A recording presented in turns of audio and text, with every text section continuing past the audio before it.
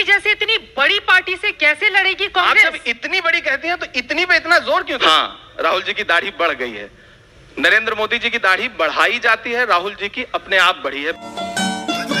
मोदी युग लेकिन ये शुरू हुआ है लगातार ग्राफ गिरा नहीं। मोदी युग क्या है? अब ये मत कहिएगा ईवीएम में गड़बड़ी है। ईवीएम में गड़बड़ी है। मैं ये भी नहीं कहूंगा कि मीडिया में गड़बड़ी है। आप बता रहे हैं मोरबी में कौन गया कांग्रेस का बड़ा नेता? कौन जाएगा कौन नहीं जाएगा ये आप थोड़ी निर्णय करेंगे। हमारे प्रदेश अध्यक्ष गए थे, अशोक गहलोत जी गए थे। उठाइए विजुअल दिखाऊं आपको। प्रियंका गांधी को जीत का सेहरा पहनाएंगे या फिर राहुल गांधी नहीं पहुंचे इस वजह से वहां पर जीत मिली? इनका सवाल है कि प्रियंका जी को सेहरा या राहुल जी नहीं पहुंचे इसका सेहरा। मैं इनसे पूछना चाहता हूं कि हिमाचल की हार का सेहरा जेपी नड्डा जी को है या फिर नरेंद्र मोदी जी को है? पहला प्रश्न। दूसरी बात, यह कहना कि गुजरात में माधव सिंह सोलंकी खाम फैक्टर पर जीत करके आए थे। आपको पता है बीजेपी किस फैक्टर पर जीत के आई है? मोरबी में 135 लाशें बिछी थीं। मुद्रा पोर्ट पर हजारों करोड़ के ड्रग्स पकड़े गए थे। 22 बार ऑफिशियली पर्चा लीक हुआ था गुजरात में। अपने आप को बेटी बचाओ बेटी पढ़ाओ का नारा देने वाली पार्टी ने बलात्कार के जघन्य आरोपियों को 11 आरोपियों को रिहा किया और इनके प्रत्याशी ने उसे संस्कारी बताया। बैठे हैं भारत जोड़ो यात्रा पर भी कांग्रेस के मुकाबले बीजेपी जीती। मुझे यही हैरत है ना कि जहां 135 लाशें बिछी हों वहां भी बीजेपी जीत के आई है। मैं हैरत में हूं, आपको भी हैरत में होना चाहिए, पूरे देश को हैरत में होना चाहिए। उन्होंने 135 लाशें बिछी थी, असली गुनहगार बाहर थे, टिकट काटने वाले और जो गार्ड थे वो जेल भेजे गए और उसके बाद भी बीजेपी जीत गई। हैरत में होना लोगों को बचाया, उसको टिकट दिया। पानी में हमारे कार्यकर्ताओं ने ज्यादा डूब करके बचाया था लोगों को। मेरे पास क्यों नहीं जीती फिर कांग्रेस? अब ये सवाल देश से मुझे पूछना है कि क्यों नहीं जीती। नहीं तो आप ये सवाल अब हिमाचल में मेरे लिए भी, ये हर मनुष्य के लिए, भारत के हर जागरूक व्यक्ति के लिए ये प्रश्न होना चाहिए कि जहां पे 135 लाशें महीने भर के बीच में चुनाव था और बिछी थी, उसके बाद भी वहां बीजेपी जीत के आई, तो प्रश्न तो बनता है। जहां रंग रोगन अस्पताल का ज्यादा कराया गया इसलिए क्योंकि प्रधानमंत्री जी को दौरा करना था, तो देश के लिए सवाल तो है, बहुत बड़ा सवाल। अब तो नतीजे आ चुके हैं इमरान जी, लेकिन जब आ चुके हैं हमने स्वीकार किया। क्या होता है, हम नतीजों से भाग कहां रहे हैं? कोई भी दुर्घटना होती है तो जनता के मन में एक विचार होता है कि इस पे कौन सी पार्टी संवेदनशील है और कौन सी ईमानदारी से काम कर रही है। मोरबी की घटना हुई, दुखद थी, दर्दनाक थी, हृदय विदारक थी, परंतु प्रधानमंत्री जी ने जाकर डिस्ट्रिक्ट लेवल पे समीक्षा बैठक की। हाथरस में रात के 2 बजे दलित बिटिया जलाई गई, ये हमने नहीं कवर किया, मीडिया के साथियों ने उसके विजुअल दिखाए। मोरबी में संवेदनशीलता की बात करें, बहुत संवेदनशीलता थी। थे ना प्रधानमंत्री जी के विजिट करने से पहले अस्पताल का रंग रोगन हुआ, नई टाइल्स लगी।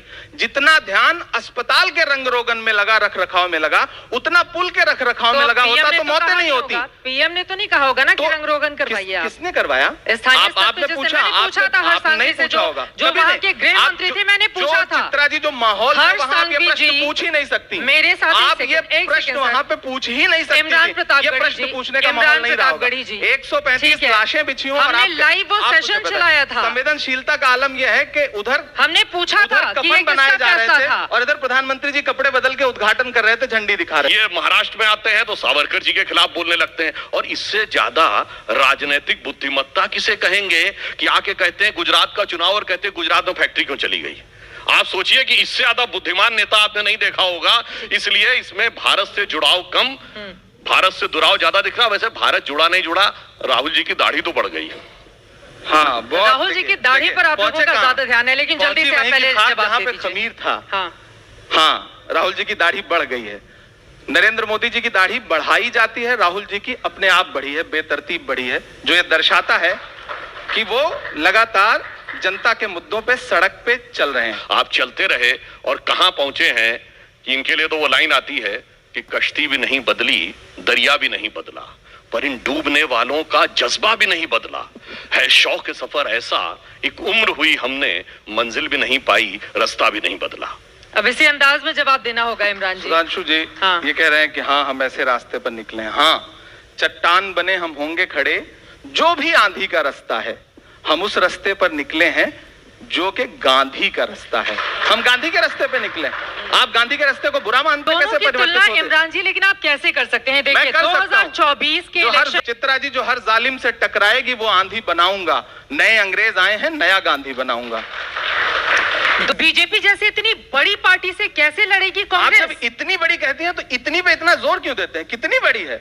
1231 विधायक उनके हैं, 700 कुछ विधायक हमारे हैं, इतनी भी बड़ी नहीं है ना। 303 सांसदों वाली पार्टी है। एक दिन ये 2 थे, हाँ। आज यहाँ पहुंचे हैं, फिर 2 पे पहुंच जाएंगे। हो तो उसके 4 साल पहले ही तो बीजेपी बनी थी ना। जब आप इतनी कहते जब हैं ये तो बड़ा 2 प्रेम लगता है थे तो उसमें। उसके 4 साल पहले ही बनी थी बीजेपी। और आप सोचिए, कांग्रेस देश की सबसे पुरानी पार्टी है। ये हार जीत, उतार चढ़ाव राजनीति का हिस्सा है, लोकतंत्र का हिस्सा है। इसे हम भी स्वीकार करते हैं, इसे इन्हें भी स्वीकार करते हैं। मोदी युग लेकिन ये स्वीकार नहीं लगातार ग्राफ गिरा नहीं है मोदी कांग्रेस पार्टी का। युग क्या युग? या तो सतयुग होता है, या तो द्वापर होता है, या तो कलयुग होता है, या तो त्रेता होता है। मोदी युग क्या है? महंगाई बहुत बड़ा है, बेरोजगारी सवाल है कि ये जीत क्यों जाते हैं? है ये मुद्दा, लेकिन उसके बावजूद अगर ये जीत रहे हैं तो इसका मतलब आप समझ रहे हैं। मैं रीजन बता रहा हूँ। अब मैं बता नहीं, ये प्रश्न इन्होंने हमसे पूछा है, जीत क्यों रहे हैं? अब ये मत कहिएगा ईवीएम में गड़बड़ी है, नहीं, फिर वो ईवीएम गुजरात में चुनाव में वैसे अच्छा रहा। ये बिल्कुल नहीं कहूंगा कि चुनाव में ईवीएम को किसी ने दोष नहीं दिया है, ये अच्छी बात है। गड़बड़ी है। मैं ये भी नहीं कहूंगा कि मीडिया में गड़बड़ी है, ये भी नहीं कहूंगा। देखिए मीडिया के, मैं ये भी नहीं कहूंगा कि नहीं इमरान प्रताप जी, आपको नहीं चलेगा। देखिए गलत जगह आपने टोका है, गलत जगह। तुम्हारी बज़्म के बाहर भी एक दुनिया है मेरे हुजूर, बड़ा जुर्म है ये बेखबरी। याद है आपको जब हाथरस में रात के 2 बजे आपकी पत्रकार महिला साथी कवर कर रही थी तो पुलिस कैसे बाड़बंदी कर रही थी? ये आज हमको स्वतंत्रता की बात कर रहे हैं। कहा गया है, सुना गया है, कोई न बोले, ज़बां दराजों को मशवरा है, कोई न बोले, अजीब लुकनत पसंद हाकिम से वास्ता है, तो चाहता है जो सोचता है कोई न बोले, बोले ना कोई। आज आप गाना लिख दीजिए, महंगाई पे जेल चले जाइएगा। अरे आप इतना तो बोल रहे हैं, कह रहे हैं बोलने नहीं दिया जा रहा है। हम ये बोल तो रहे हैं, कमाल हो गया। हम बोल रहे हैं। अरे आप कौन हैं? मैं इसलिए जिंदा हूं कि मैं बोल रहा हूं। सब लोग बोल रहे हैं। दुनिया किसी यहाँ गुंडे पे की बैठा कहानी हुआ नहीं हर लिखती। शख्स बोल रहा है, किसकी जुबान पर ताला लगा हुआ है? कितने पत्रकार जेल गए आपको नहीं पता है? अब यहाँ पर नहीं, एक कम से कम पत्रकार साथियों का तो पक्ष लीजिए। देखिए 1 सेकंड, बिल्कुल लग रही है। कम से कम पत्रकार साथियों का तो पक्ष लीजिए। बात सुनिए, आप अगर ये कहेंगे कि जुबान पे ताला क्यों नहीं है, पूछा जा रहा है सवाल। वाराणसी में एक पत्रकार ने खबर दिखाई, डीएम साहब ने बुला करके क्या हाल किया, मिर्जापुर में जेल भेज दिया। आप कह रहे हैं कि पत्रकारों के मतलब सब स्वतंत्रता है, आप मानती हैं? आपकी पार्टी के भीतर इतना सिरफुटौल है, चाहे राजस्थान और हिमाचल प्रदेश, इनके वहां आज चुन लिए गए भूपेंद्र पटेल जी। हाँ, आपके वहां सिरफुटौल अभी चल रहा है। हमारे सिरफुटौल पे आप बात कर रही हैं। विजय रूपानी जी क्यों हटाए गए थे पता है आपको? नहीं पता होगा। आप बताइए, आप कैबिनेट हटा दी गई। हाँ। कोई बोल नहीं सका, फिर भूपेंद्र जी चुन लिए गए।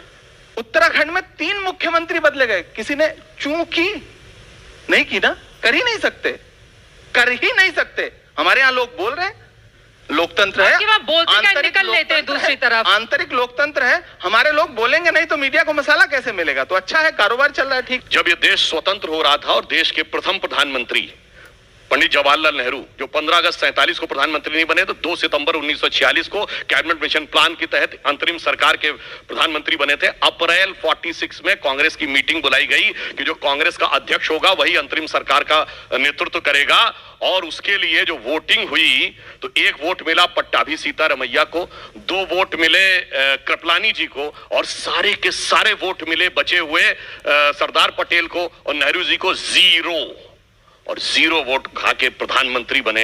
अद्भुत लोकतंत्र। अब ये कह रहे हैं कि आंतरिक लोकतंत्र, नेहरू जी का हवाला देके इतिहास में चले जाएंगे। विचार कहेंगे हम वैचारिक रूप से बड़े सुदृढ़ लोग हैं। जिन्ना के साथ मिलकर के सरकार बनाने वाली विचारधारा आज ये कहेगी नेहरू जी को कोसेगी। नेहरू जी ने इस देश के लिए जो किया है उसको स्वीकार नहीं करेंगे, क्योंकि किसी का बेहतर स्वीकार कर ही नहीं सकते। बस कोसो, उस समय देश की परिस्थितियां कैसी थी उस पर चर्चा नहीं करेंगे, बस नेहरू जी के कद को छोटा करना चाहेंगे। नहीं छोटा होगा, कितना भी प्रयास कर लीजिए सुधांशु जी, नेहरू जी का कद इतना बड़ा है कि आप कोई भी जब उनकी आलोचना करने के लिए उनके साए में खड़ा होगा तो बहुत बौना नजर आएगा। मैं भी ये मानता हूं कि आप मोदी जी से ज्यादा योग्य हैं, ज्यादा पढ़े लिखे हैं, ज्यादा डिग्रियां हैं आपके पास, आपको प्रधानमंत्री होना चाहिए। उनके जाते तो हैं, आपके तो जाते भी नहीं हैं। कमाल है, बिना गए तो है कम से कम, बिना गए चित्रा सड़क पर उतर कर नेताओं को लड़ते हुए दिखना तो चाहिए कम से कम। अकेली प्रियंका गांधी ने मोरबी में कौन गया कांग्रेस का बड़ा नेता। मोरबी पे इतना नाराज क्यों हो रहे हैं? मोरबी के जिक्र में आपको तकलीफ क्यों हो रही है? बिल्कुल क्यों तकलीफ हो? नहीं होनी चाहिए। कौन गया कांग्रेस का? अकेली प्रियंका गांधी ने हिमाचल प्रदेश में कौन जाएगा कौन नहीं जाएगा ये आप थोड़ी निर्णय करेंगे, ये आप निर्णय नहीं करेंगे, जनता ये हमारी पार्टी निर्णय करेगी। और इस पर आप बहुत उत्तेजित भी नहीं होंगे। मेरी बात सुनिए, मेरी बात सुनिए। कहाँ नहीं गए? अशोक गहलोत जी गए थे जिस दिन ये हादसा हुआ उसी दिन। विजुअल उठाइए, हमारे प्रदेश अध्यक्ष गए थे, अशोक गहलोत जी गए थे। उठाइए विजुअल, दिखाऊं आपको खोल के अभी।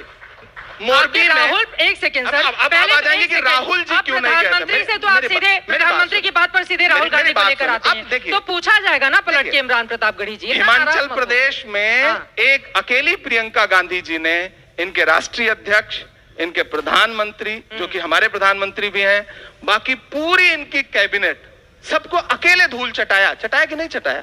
वहां के स्थानीय नेता, स्थानीय नेताओं ने भी। हाँ, लेकिन मजे की बात आपको बताऊं, मैं पूरे गुजरात में गया, गुजरात के मुख्यमंत्री का नाम ग्रामीण अंचल में किसी को पता ही नहीं था।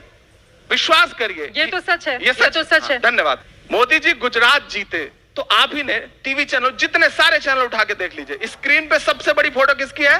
मोदी जी की। लेकिन हिमाचल हारे तो वहां किसकी फोटो लगाई गई? नड्डा जी की। कमाल है भाई। एमसीडी हारे तो किसकी फोटो लगाई गई? यहाँ के प्रदेश अध्यक्ष की। अब जवाब चाहते हैं मतलब जीत आप, किसकी फोटो लगनी चाहिए? जीत की क्रेडिट प्रधानमंत्री जी, तो हार की क्रेडिट कौन लेगा?